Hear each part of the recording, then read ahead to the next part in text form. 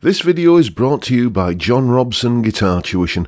If you enjoy the content, please consider supporting the channel by enrolling on a course, purchasing some guitar lessons or a t-shirt, or you can join my Patreon. Now, on with the show.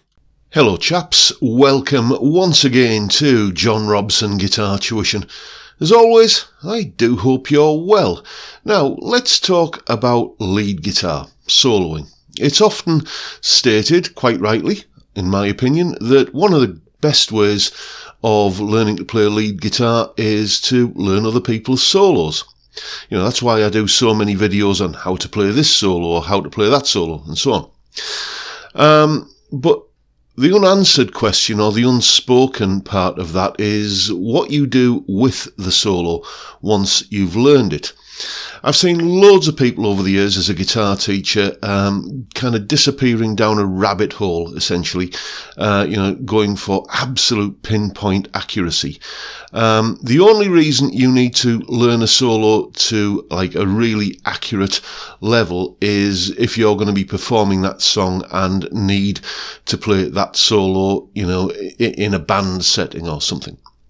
For example, today we're going to be looking at a Brian May solo, or just kind of seeing what we can do with it. The only reason you really need to learn a Brian May solo with a high degree of accuracy is if you're going to be playing that Queen song in a band, if you're joining, a Queen tribute act or whatever. Don't stress out on learning that tricky little bit in bar 7, and spending ages doing that before you make use of any of the other licks and stuff that you've learned in the solo, because, you're kind of wasting a lot of the effort that you put into learning those other licks. Work on the tricky technique, in parallel and kind of get that up to speed, but, make sure that you're learning the bits that, and you learning to use the bits that, you have, successfully got under your fingers as well. So that's what we're going to be doing today. Coming up next, there is a rather famous Brian May guitar solo, and my Patreon supporters will know this one already because it was put up as part of the exclusive Patreon content in December last year.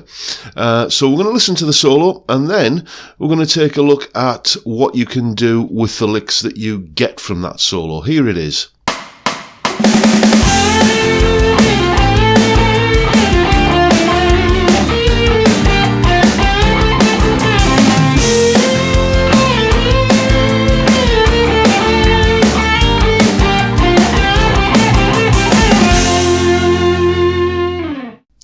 And as I say, that solo is already tabbed out with a jam track and everything up on my Patreon page, as my Patreon supporters no doubt already know. So what we're going to do is we're going to take some of the licks from that solo and play them over this new jam track.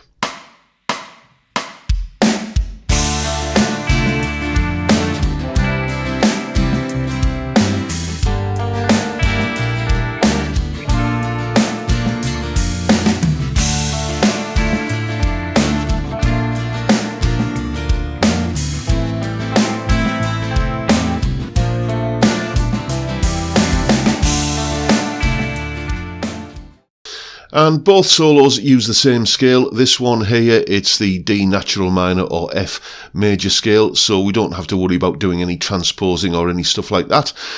So now let's take a look at, as I say, what we can do with those Brian May licks over this new backing track. Here's how you could tackle it. Okay then, so let's take a listen to the first lick in the original solo played over that new backing track. Here it is.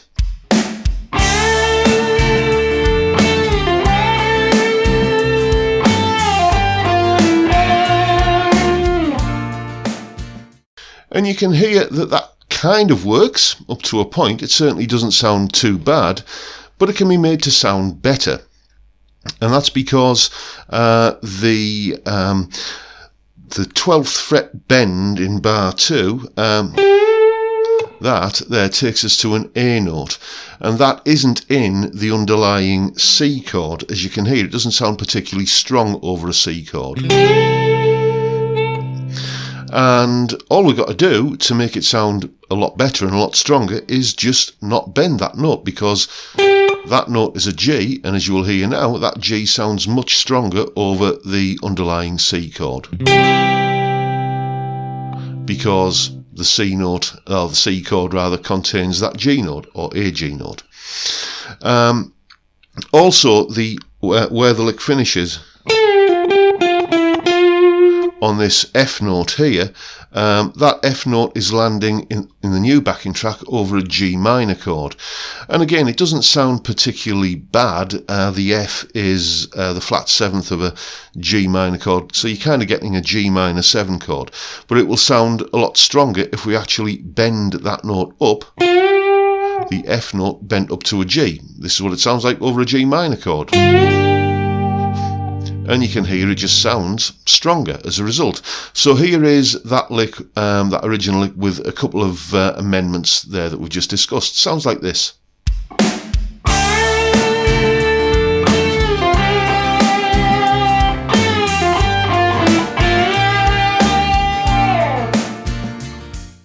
And next we come to the next lick in the solo, the one that goes like this.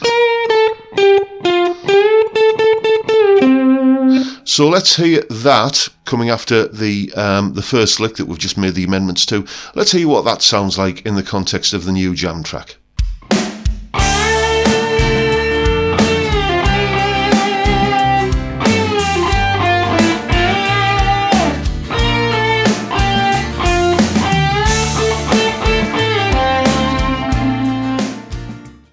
And yeah, again, it sort of fits, but there's a couple of things wrong with it there, I would argue. First of all, it goes on too long. It's just a little bit too, it's outstaying its welcome a little bit, basically. Excuse me while I just look at my notes. And so first thing we need to do is shorten it. So let's hear what that sounds like if we just kind of chop a bit off the end. It's going to go like this.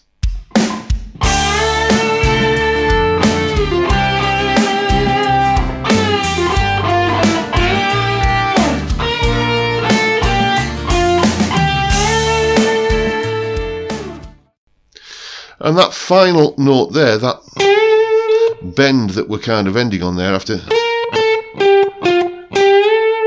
that, it just sounds like a natural place to kind of do the first lick all over again.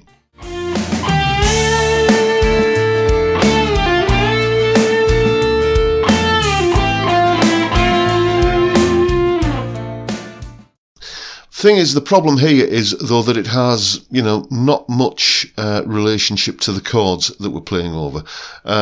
We're getting this G to A bend over the third string, on the third string. That's happening over a B flat chord, and this F note at the end here, that's landing over an A minor chord, which again, it doesn't sound particularly kind of, strong because that F note isn't in the chord. But what we can do is change this G to A bend into a note that actually fits the chord, the B flat chord that we're playing over. Tell you what, let's use the 13th fret note on the second string, which takes us from the C note up to a D. And then let's take this F note and change it into basically an E note, which is in the A minor chord. And then let's hear the same lick with those little kind of amendments made, and let's hear how much better it works.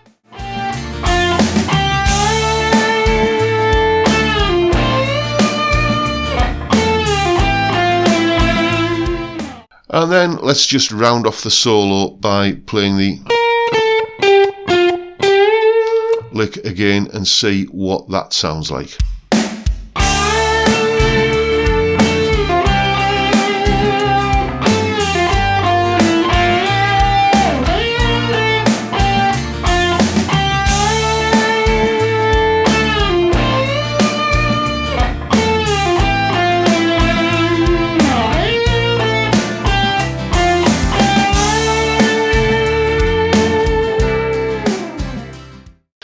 And that solo, that sort of recycled lick solo, if you want to call it that, is all tabbed out in both Guitar Pro and PDF formats, along with that jam track and that clip that you've just seen there of me kind of explaining, you know, how to go about doing all of this. All of that is up on my Patreon page. As I mentioned, like the original Brian May solo is up there as well. There's the address, and the link is, of course, in the description.